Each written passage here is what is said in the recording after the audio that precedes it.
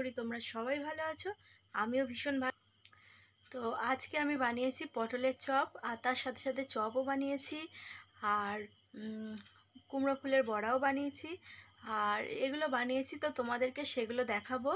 তো কেমন হয়েছে সেগুলো তোমরা অবশ্যই কমেন্ট করবে, আর ভালো লাগলে অবশ্যই লাইক কমেন্ট শেয়ার করে দেবে। আর পাশে থাকা বেল আইকনটিকে ক্লিক করে অবশ্যই সাবস্ক্রাইব করে দেবে। আর পাশে থাকা বেল আইকনটিকে ক্লিক করে যদি না তোমরা সাবস্ক্রাইব করো, তাহলে আমি বুঝবো যে তোমরা কেউ আমাকে ভালোই বাসো না।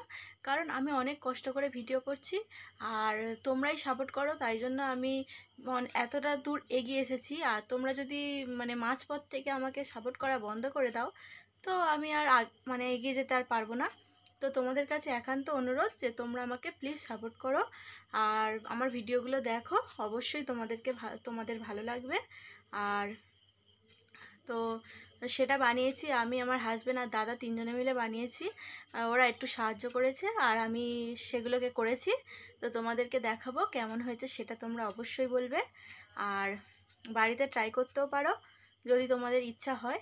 তো তাহলে ভিডিওটা দেখো, আর কিভাবে বানিয়েছে সেটাও তোমাদেরকে দেখিয়ে দেবো। তাহলে ভিডিওটা শুরু করা যাক। তো দেখে নাও। প্রথমে পটলের খোলাটা ছুরি দিয়ে ভালো করে ঘষে নিয়েছি, আর তারপরে ছুরি দিয়ে ভালো করে পটলটাকে কেটে নিয়েছি। পরে এইদিকে নিয়ে গ্যাস জ্বলছে, গ্যাসে আলুটা সিদ্ধ হচ্ছে। তো এখানে আছে সাদা তেল, বেসন, আর পটলটাকে কেটে নিয়েছে, লঙ্কার বড়া করব। তো তোমাদেরকে দেখাচ্ছি সব কিছু। এবার পটলটাকে ভালো করে নুন আর হলুদ গুঁড়ো দিয়ে একটু মিশিয়ে নেব।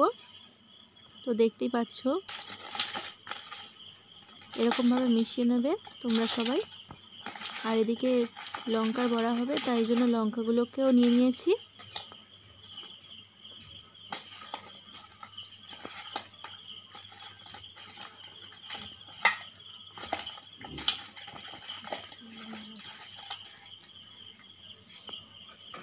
তো মেশানো হয়ে গেছে। এরপরে একটা বাটিতে আমি নুন, হলুদ আর লঙ্কার গুঁড়ো আর বেসন নিয়ে নেব, নিয়ে সেটাকে ভালো করে মিশিয়ে নেব। হাতের একটু কুচি কুচি, ওর মধ্যে আস্তে আস্তে করে জল দেব। বেশি জল দিলে ডোটা পুরো পাতলা হয়ে যাবে। তো মিশ্রণটি ভালো করে এরকমভাবে মিশিয়ে নেব।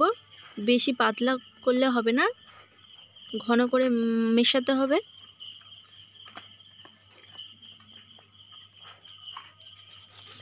তো এইভাবে হাতের সাহায্যে আমি এটাকে মিশিয়ে নেব।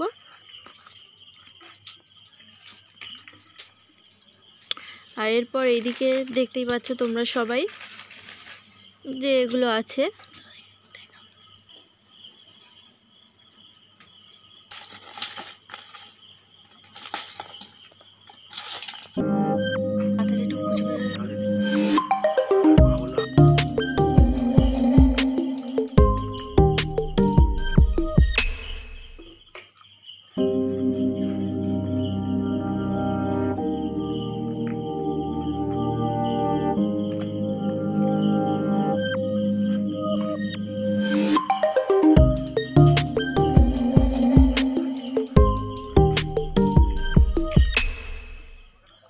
তো একটা গামলা করে তার মধ্যে আলু সিদ্ধটাকে নিয়ে নিয়েছি। আলু সিদ্ধটা গরম আছে, তো ছুরি দিয়ে সেটাকে ভালো করে ছাড়িয়েছি। তো তারপরে ওর মধ্যে দিয়ে দিয়েছি লঙ্কা কুচি, ভালো করে টুকরো টুকরো করে কেটে ওর মধ্যে দেওয়া হয়ে গেছে। আর এদিকে দেখতে পাচ্ছ আমার হাজবেন্ড ও আলুর পুরটা পুরো পটলের মধ্যে দিয়ে দিয়েছে।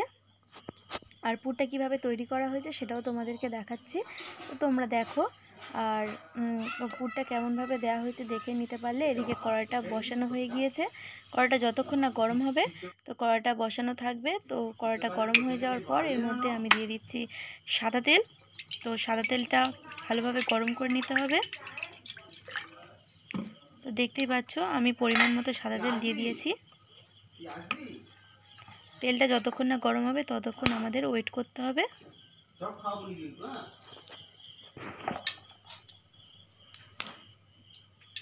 তেলটা ভালোভাবে গরম হয়ে যাওয়ার পর এর মধ্যে আমি দিয়ে দেবো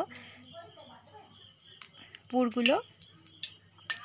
তো দেখো তেলটা ভালোভাবে গরম হয়ে গিয়েছে।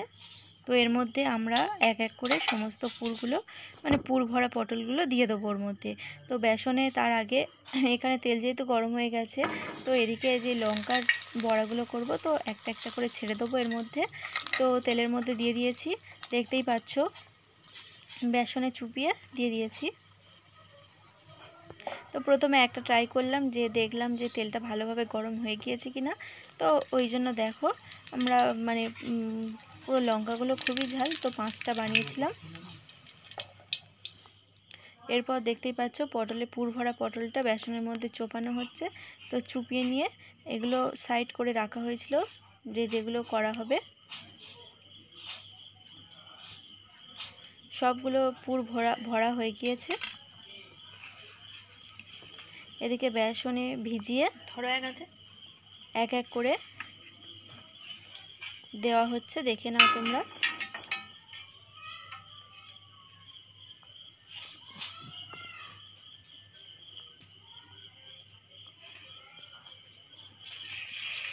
তো এইভাবে দেয়া হয়েছে, দেখতেই পাচ্ছ। এইভাবে এক এক করে সবগুলো পটল একসাথে ধরবে না কড়াতে, সেহেতু আমরা 5টা করে ভেজেছি। তো তোমরা চাইলে বেশি করেও ভাজতে পারো, আবার কম করেও ভাজতে পারো, তোমাদের পরিমাণ অনুযায়ী তোমরা করবে।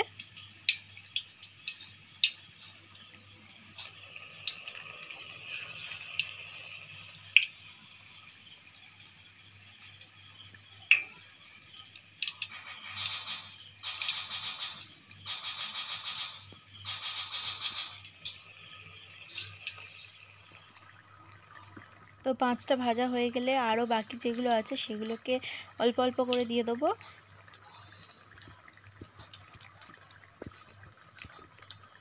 তো মানে ওটা ওরকম হোক। তো তোমাদেরকে আরও একটা কথা বলি, যে ওর মধ্যে আমরা আরও কিছু মানে বড়া করেছি, তো সেগুলো দেখানো হয়নি।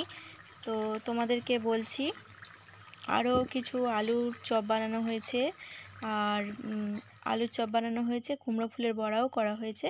তো সেগুলো তোমাদেরকে দেখানো হয়নি, তো দেখিয়ে দিলাম, দেখে নাও।